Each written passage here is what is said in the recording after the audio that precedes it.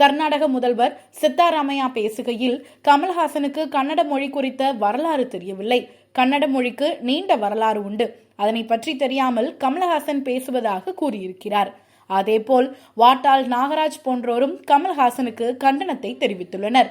இந்த நிலையில் தமிழ்நாட்டிலிருந்து நாம் தமிழர் கட்சியின் தலைமை ஒருங்கிணைப்பாளர் சீமான் நடிகரும் அரசியல்வாதியுமான கமல்ஹாசனுக்கு ஆதரவை தெரிவித்துள்ளார். இதை பற்றி சீமான் கூறும்பொழுது, 1800 ஆண்டுகளுக்கு முன்பு தமிழிலிருந்து சமஸ்கிருதம் கலந்து பேசியதால் இங்கு பிளந்து பிரிந்த முதல் மொழி கன்னடம்.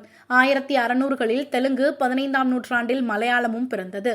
கன்னடமும் கலித்தெலுங்கும் கவின் மலையாளமும் துளுவும் என் உதிரத்து உதித்த எழுத்தே என்று தமிழ்தாய் வாழ்த்து பாடலில் இருந்தது. அதனை முன்னாள் முதலமைச்சர் கருணாநிதி நீக்கிவிட்டார். தமிழிலிருந்து உதித்த மொழிகள்தான் இவையெல்லாம். அந்த வரலாறு தெரிந்திருந்தால் எதிர்க்க மாட்டார்கள். கமல்ஹாசன் பேசியது உண்மையிலும் உண்மை. இது தெரியாமல் பேனரை கிழித்தால் கிழிக்கட்டும். அந்த மண்ணில் உள்ள மொழியியல் ஆய்வாளர்கள், தொல்லியல் அறிஞர்கள், வரலாற்று அறிஞர்களுக்கு தெரியும்.